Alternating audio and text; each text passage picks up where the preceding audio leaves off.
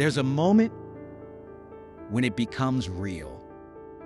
Not the subpoena you rationalized. Not the second letter from the DOJ. You had a lawyer for that. A good one. Who told you to be patient and careful and that these things often resolve without escalating. And who was right about many things and wrong about this one. Not even the news that a grand jury had been convened, which your lawyer told you about on a Thursday afternoon with the specific tone of someone recalibrating their assessment of a situation they previously characterized as manageable. The moment it becomes real is a Tuesday morning when you look out the window of your apartment in the city you've lived in for 11 years and you see a car parked across the street that was there yesterday and the day before, and whose driver, each time you've glanced at it, has been looking at something that isn't you with the specific quality of someone very good at looking at something that isn't you. You stand at the window. The driver doesn't look up. You step back from the glass, and something happens in your body that is prior to thought. The specific, ancient, animal recognition of being watched, being tracked, being the thing that something larger is moving toward. You've been making decisions for 2 years that you told yourself were strategic and careful, and that you're now understanding were neither careful enough nor early enough. The question isn't whether to run. The question you're standing at the window asking yourself is whether you waited too long. Let's go back to the beginning. Because the beginning was so ordinary that you barely noticed it was beginning.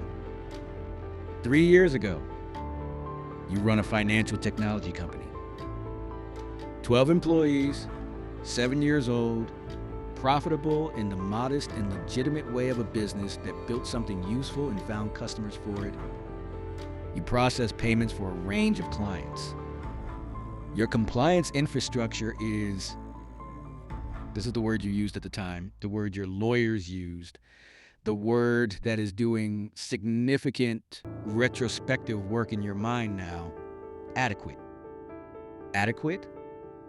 The subpoena arrives on a Thursday, sent to your registered business address, received by your office manager, placed on your desk in an envelope that looks legal and is. It asks for records related to a client. The client is a payments processing operation that you onboarded 18 months ago. They were referred by a person you trusted, their documentation was in order, they passed your compliance review.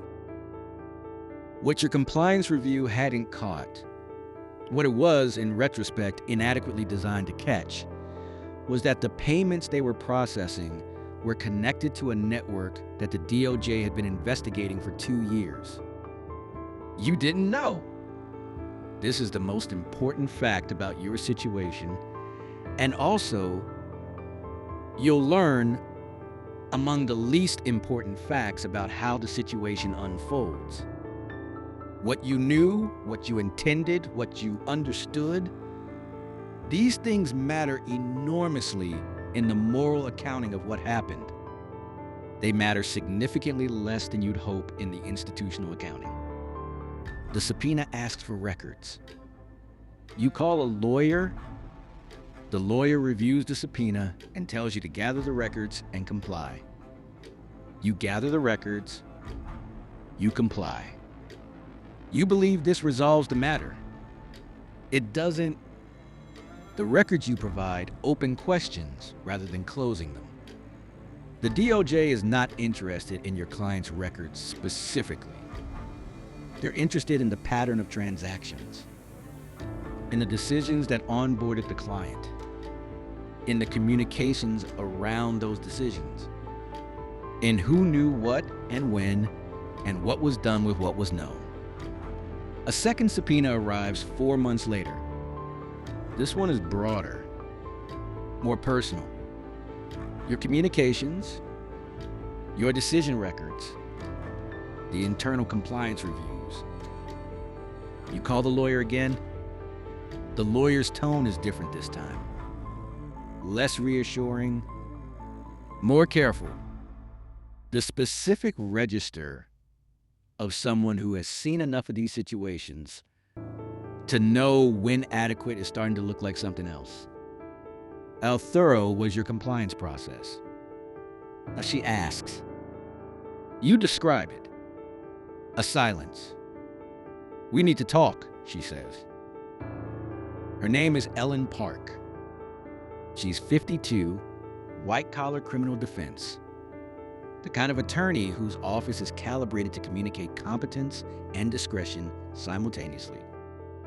She's represented people in situations like yours before, not exactly like yours, but in the general territory of financial services compliance failures that the government has decided to treat as something more than compliance failures. She explains your situation with the directness that you're paying for.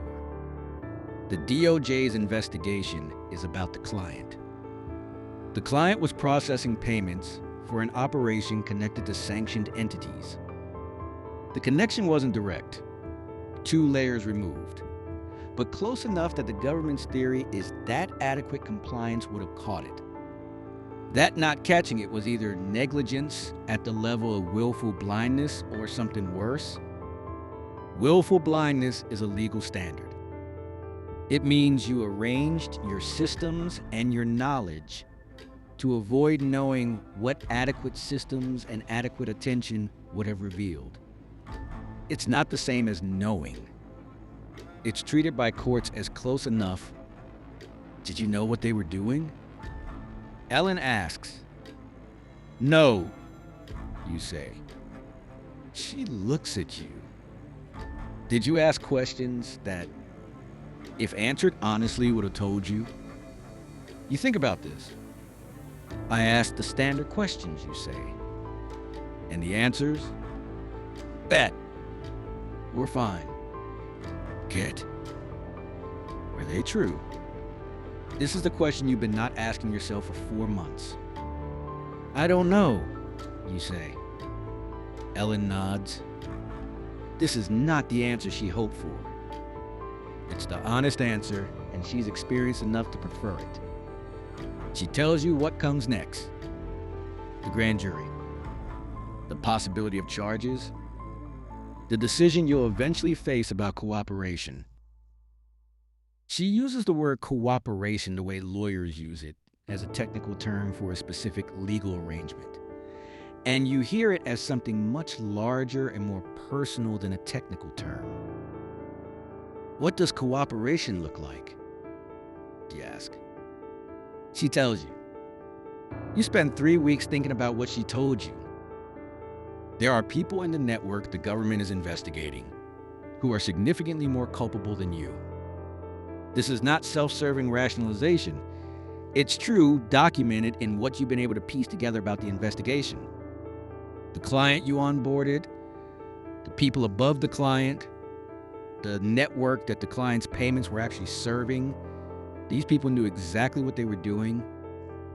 You were a node in a supply chain that you understood incompletely. Cooperation means telling the government everything you know about that supply chain. It means naming names. It means becoming a witness against people who are significantly more culpable than you and who are also, this is the part Ellen raises carefully, with the specific delicacy of someone making sure you understand a risk without telling you what to do about it, not the kind of people who are indifferent to witnesses. This is not the primary reason you decide not to cooperate. The primary reason is more complicated and less dramatic. You believe, with the conviction that people who haven't been through a federal criminal process often hold until the process teaches them otherwise, that the truth of your situation is a defense, that you didn't know, that the compliance failures were failures of adequacy, not intent, that a jury of reasonable people presented with the actual facts will not convict you of a crime you didn't commit.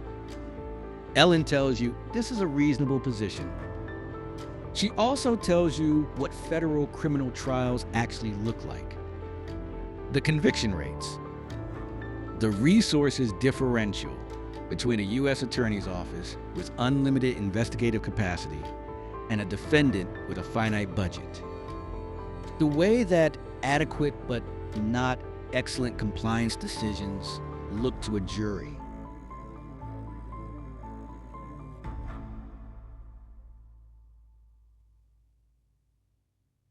In retrospect, presented by a skilled prosecutor who has months to construct a narrative of knowing disregard. You hear her. You decide not to cooperate. Ellen prepares for trial. The grand jury returns an indictment 6 weeks later. 3 counts: wire fraud, money laundering, 1 count of conspiracy. You read the indictment in Ellen's office. The person described in the indictment is a version of you that is accurate in its facts and unrecognizable in its totality. The facts are true. The story constructed from the facts is a different story than the story you understand yourself to be living.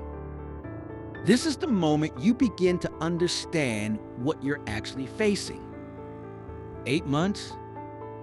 The period between indictment and trial is 8 months of the specific experience of having your life excavated by people whose professional purpose is finding the worst interpretation of everything in it. Your emails, every email from the past 5 years, subpoenaed and reviewed by government attorneys looking for evidence of knowledge, intent, and decisions that support the narrative of willful blindness. You read some of them in Ellen's office. You read emails you wrote without thinking, casual communications about the client that contain phrases that, stripped of context, read badly. We don't need to dig too deep into this one. You wrote that in an email to your compliance officer about a specific review. You remember writing it? You remember what you meant. The review was consuming resources disproportionate to the account size, and you were making a resource allocation decision. You meant this account doesn't warrant extensive manual review given its volume. The prosecutor will argue you meant, don't look too closely because you know what we'd find. Both interpretations are consistent with the words. You spend hours with Ellen reconstructing the context. The context is real. The context is also, you're learning difficult to transmit to 12 people who are hearing about your business for the first time in a courtroom. Your company has dissolved. You couldn't maintain operations under the weight of the investigation. 12 employees, 7 years of work, gone. The professional network you built over 15 years has contracted sharply. Some colleagues have maintained contact, more have found reasons to be unavailable. Renata, your partner of 4 years, stays. This surprises you and doesn't. You've been together long enough that the specific quality of her commitment is something you know. She stays not from naivety, but from the decision that a person who is not what the indictment says is still the person she chose. Her staying is the best thing about the 8 months. The trial lasts 3 weeks. You have described to Ellen, in the months of preparation, your belief that the truth of your situation is a defense. Ellen has been careful not to confirm or deny this belief. She's been preparing the best possible defense of the position you've chosen and managing her own assessment of the likely outcome with the professional discipline that your relationship with her requires. On the 3rd day of trial, you understand something that Ellen has been trying to help. You understand, for 8 months, the prosecution is not presenting your situation. They're presenting a story, a coherent, evidence-supported, carefully sequenced narrative in which each piece of evidence builds on the last and the cumulative structure points in one direction. Ellen is presenting your situation. True, documented, contextually supported. But your situation is complex and contextual and resists the clean lines of the prosecution's story. Juries, you learn, respond to stories. You watch them. The 12 people in the jury box whose faces you've studied every day for 3 weeks. The way the prosecution's closing argument, which takes 4 hours and builds with the architecture of a skilled performance, produces a quality of attention in the jury that Ellen's closing, thorough, accurate, technically excellent, does not quite replicate. After the prosecution's closing, you lean to Ellen and you say, "We're in trouble." She doesn't tell you you're wrong. The jury deliberates for 2.5 days. Guilty on 2 or 3 counts. Wire fraud. Money laundering. Sentencing in 90 days. You sit at the defense table and you hear the verdict, and you look at Ellen, and she's already looking at you, and her expression contains a professional steadiness, and underneath it, something that is not professional. 90 days until sentencing. You go home. The sentencing guidelines, Ellen explains, project a range of 51 to 63 months, 4 to 5 years. Federal time, which means you serve 85% with good behavior. You sit in your apartment and you do the arithmetic that people do, when the arithmetic is about their own life. You're 43 years old. You'll be 47 or 48 when you're released. You'll have a federal felony conviction. Your career in financial services, your only career, the thing you've built since your mid-20s, is over. The regulatory bars that attach to federal financial crimes, convictions, are automatic and permanent.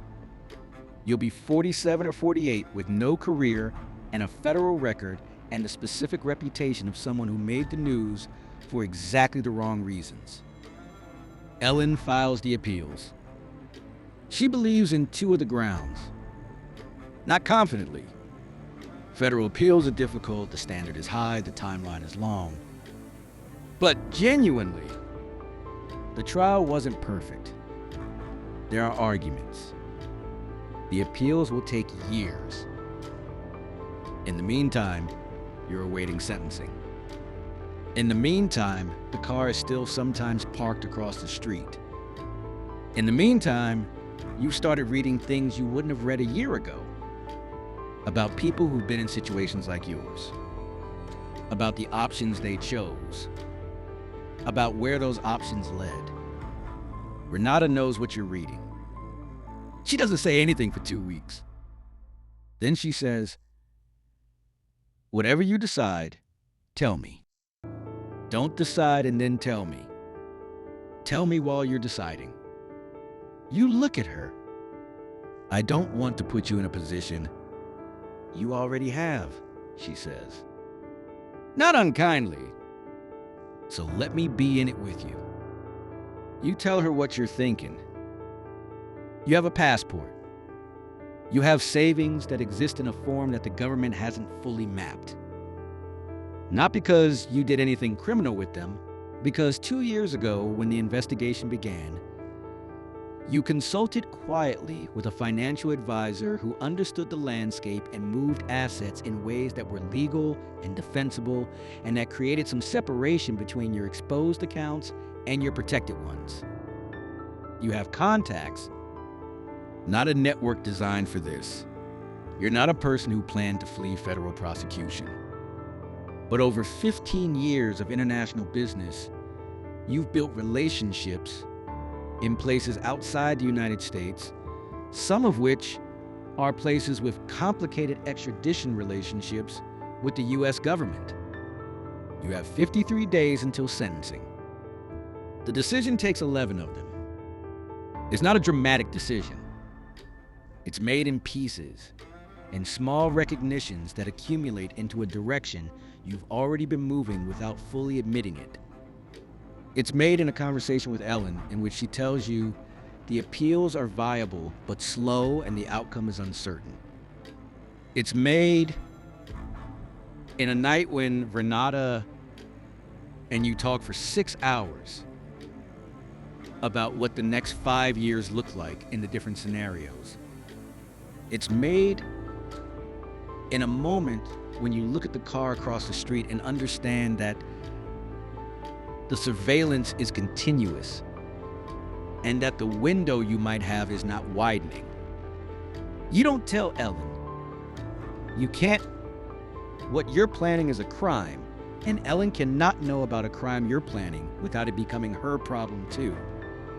You'll think about this for years.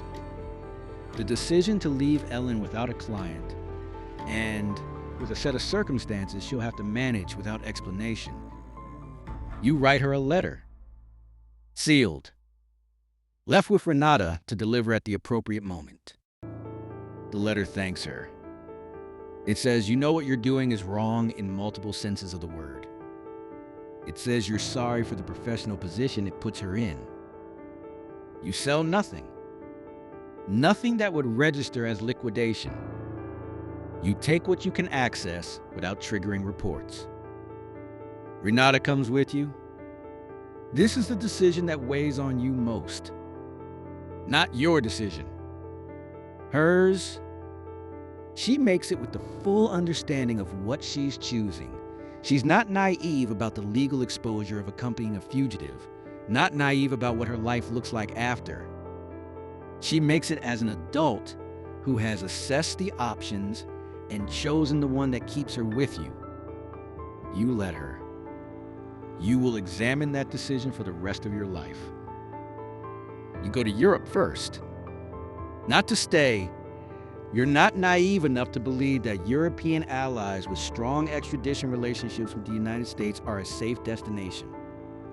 But you need to move in stages.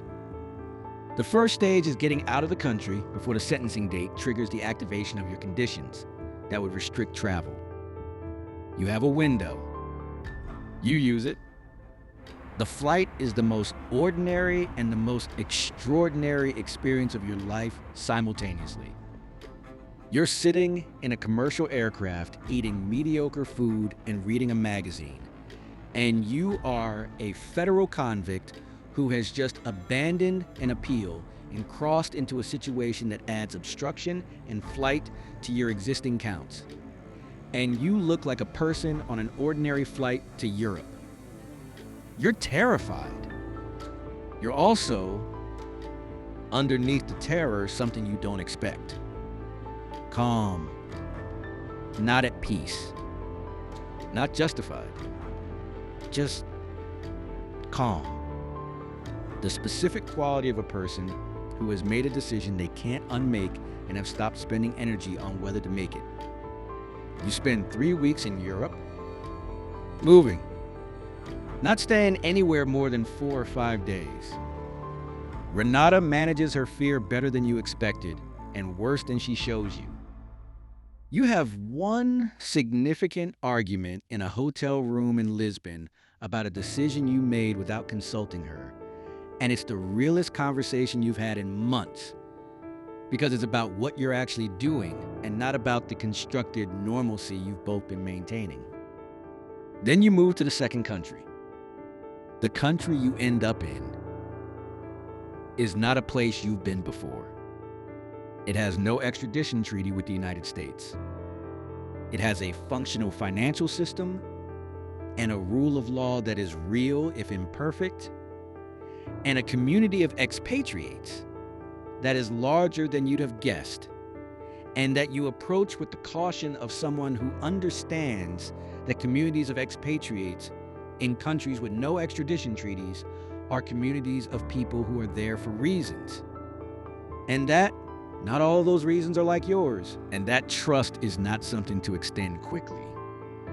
You build a life. This phrase, build a life, sounds more intentional than it is. You don't build a life. You assemble one. day by day, in the specific way of people who have been removed from the structure of their previous existence and have to construct a new structure from available materials. The available materials are each other, a modest amount of money that extends further here than it would at home, the skills you've accumulated over 20 years of work that translate into a form of consulting income that operates below the level of attention you need to avoid. You become careful about everything. Your digital presence, which was already significantly reduced because you understood before you left that digital presence, traceable presence, continues to contract. You maintain one identity for the life you're living here and zero presence under your actual name anywhere that a search query might find. You learn the language. This takes 2 years to reach functional and 4 to reach comfortable. The process of learning, it is one of the better things about your life here. It gives you daily evidence of progress, which is something that the rest of your life largely lacks. You make cautious friends. A couple, both professionals from other countries, who are here for reasons that are different from yours and that you don't ask about in the specific way that allows you to not be asked about yours. They become the nearest thing to community you have. You think about home constantly, not the country specifically. The people, your parents who are in their 70s and who know where you are in the way that parents know things, not the address, not the specific location, but the fact of your being alive and not imprisoned, which is the most they ask for and the most you can give them. You've been careful about contact for their sake as much as your own. A letter that can be traced is a letter that leads somewhere. You call on their birthdays from numbers that can't be traced. Your mother cries every time. Your father asks if you're safe. You say yes. He says, then stay safe. Year 4. The U.S. Marshal Service has a unit dedicated to international fugitives. You know this because you've read everything available about it. And because staying informed about the people looking for you is part of how you stay ahead of them. You are on a list, not a famous list, not the top of anything, a list of federal fugitives with financial crimes, convictions who are believed to be outside the country. The list is long. The resources allocated to any individual case on the list are limited. The cases that get priority are the ones involving violence or national security, or someone with a public profile that makes the fugitive status itself a story. You are not violent. You are not a national security matter. You have successfully avoided having a public profile that makes your story a story. This keeps you off the priority list. It does not take you off the list. The difference between those two things is the margin you're living in. You've had 2 moments in 4 years that required immediate action. Once, a contact in the expatriate community told you that someone had been asking questions. Not law enforcement, or not obviously, but someone asking the kind of questions that mean something. You moved within 48 hours. New city, new arrangements. You've become good at moving in a way that leaves no thread to pull. The second time was a legal development, an expansion of a bilateral agreement between the U.S. and a neighboring country that has implications for your current country's extradition posture. You spent 3 weeks assessing the implications and consulting through channels with a lawyer whose identity you protect and whose advice you pay for in ways that don't create a traceable record. The assessment was that your current situation remained viable. For now, with caveats. For now, with caveats, is the permanent condition of your life. You sit with Renata on the balcony of the apartment you've lived in for 2 years. The city below you is alive in the specific way of cities that have been alive for centuries and will be for centuries more. You've come to have a relationship with this city that is not what you'd have chosen. And that is real nonetheless. She asks, "Do you think about going back?" You think about this honestly. "Yes," you say. "What does it look like?" You tell her. It looks like a negotiation. You've had quiet conversations through intermediaries about what a voluntary return might look like, about whether the cooperation you declined at the beginning is still available, about whether the years of distance and the additional charges that attach to flight might be balanced against the value of what you know, which has not decreased, and your willingness to provide it, which has increased. The conversations have been preliminary. The government's interest has been cautious. These things move slowly. Would you? She asks. You look at the city. You think about your parents getting older, about the calls on birthdays, about your mother crying, about all the things that happen in people's lives that you're not present for, about what the years of absence have cost and what staying costs. Maybe, you say. Yes. I think maybe. She takes your hand. Tell me while you're deciding, she says. It's what she said 4 years ago in your apartment in the city you've been from for 4 years. You squeeze her hand. I'm deciding, you say. So what does every level of running from the government actually look like? It looks like this. A series of decisions, each one made in the context of the previous ones, each one narrowing the options available for the next. A subpoena that produces a lawyer whose advice produces a strategy that produces a trial that produces a verdict that produces a calculation that produces a flight that produces a life that looks nothing like the life you were living when the first envelope arrived. The government is not an adversary in the cinematic sense. It's not a villain. It's a machine, impersonal, procedural, operating on timelines and priorities and resource allocations that have nothing to do with you specifically. You are a case number in a system that processes case numbers. The system doesn't hate you. It doesn't feel anything about you. What it does is persist. The thing about running from the government, the thing that every person on every fugitive list eventually understands, is that the machine doesn't get tired. It doesn't lose interest.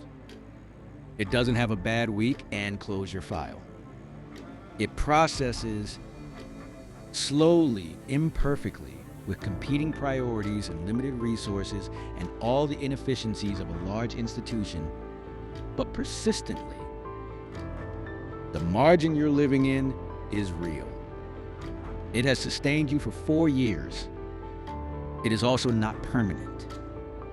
Nothing about the life you're living is permanent.